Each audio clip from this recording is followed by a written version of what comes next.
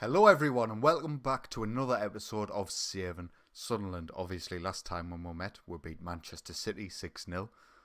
I'll remind you every now and then, but we've played some fixtures between then and we've got Chelsea today away at Stamford Bridge. So we followed that Man City game with an away game against West Bromwich Albion.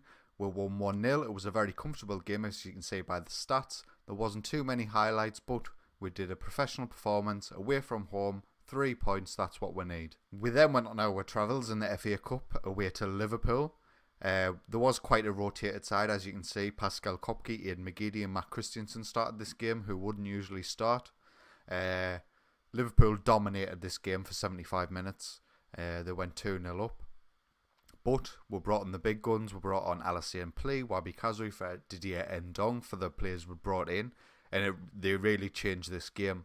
Diego Verdasca got us a goal to bring us back into the game. Then Alassane Plea with a double, 88th minute and 94th minute to give us the victory at Anfield, which was absolutely brilliant. So we progress in the FA Cup. We then followed that up with a 1-1 home draw against Bournemouth. I was quite disappointed with this performance. Steven Moreira getting the only goal for us. We did dominate in terms of highlights and shots, but as you can see, a fair result was probably the draw, and that's what we got. We then played Burnley at home and won 2-0. This was one of them games where we absolutely dominated them. We had so many chances. This could have easily been 5 or 6-0, but it ended up being 2-0. We'll take that. Happy days. We then got our revenge on Leicester for getting the defeat earlier this season with a 4-0 away victory at the King Power Stadium. This was such a great performance. We got 2 late goals through Djilabodji and Wabi Kazri. Duncan Watmore and Alassane Plea completing the goal scoring for us, and it was just a really, really great game. And after that run of fixtures, that leaves us sitting in third at the table, 4 points from the top. If Chelsea win and beat us today, they will actually go well clear of us, so the title might get away from us today, but if you look at that, 19 points clear from 5th, that means we're definitely going to get Champions League football, barring any major disaster. There has been some transfers that I forgot to tell you about. We did bring in Luis Enrique Aranz. He's a regen. We signed him from Valladolid. 325k. He's loaned straight out of Hull in the Championship. Now, if you look at his stats, he's absolutely brilliant for a 17-year-old. You know, his physicals are well-rounded and actually quite high for a person his age. His mentals are quite good. His technicals need some work. But he's got the finishing, he's got the composure, the off the ball's improving, he's got the pace, and he absolutely loves the advanced forward role that we use in our tactic. In the Championship, he scored 4 goals in 6 games so far, 1 player of the match, a 7.57 average rating. This guy's going to come back to us next season, and depending on any incomings, he might have another season out on loan, but I can definitely see this boy being a big part of our future. We've also got an offer in for Enzo Cabrera on a free. We've approached him.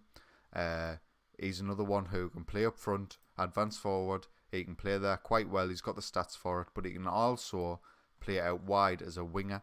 So he could be a rotation option with Duncan Watmore next season. He could get some game time up front and on the right to help him improve. And if we don't get a work permit for this boy, which we might not, work permit is unlikely, we'll loan him out until he does get one. And that brings us to today's game. This is the starting line we're going to go with. It's our really standard starting lineup apart from the wing backs. The wing backs is an area that I'm going to have to improve in the summer, particularly right wing back. We've got Giuseppe Pizzella, who will come back from his long-term injury to make that left wing back position his own. But Steve Moreira and Emil Kraft are not good enough for this team. I should be starting Emil, which I will do. But that's an area that we'll look to improve definitely. So we'll look at the Chelsea team. The mirror in our formation, I'm guessing they're copying. Christensen, Manolas, Rudiger, Azpilicueta, Alexandro, who I think he might give us a torrid time today down that right-hand side for us. Cesc Fabregas, Marco van Ginkel, Pedro, Eden Hazard, Alvaro Morata with Thibaut Courtois in goal. It's going to be tough. So we'll kick off. Us shooting left to right. Let's do this. First highlight, corner for Chelsea. Fabregas puts it in. It's back out to him here. What's he going to do? Cross, Alvaro Morata finishes. Disappointing. We should be getting rid of that ball first time. You see that Hazard just plays it back out. It's all too easy. There's nobody going to close him down till later on. He can pick out his cross. Morata and is that Pedro knocked it back. I don't know if he got the assist there, but disappointing 1-0 Chelsea. Another highlight were with Rudiger to Alexandro Manolas. Now, are they going to build it from the back, or are we going to be able to pinch this? Christensen on the ball. Courtois, big kick. Can we win? Well done. And the second ball? No. Not the third ball either.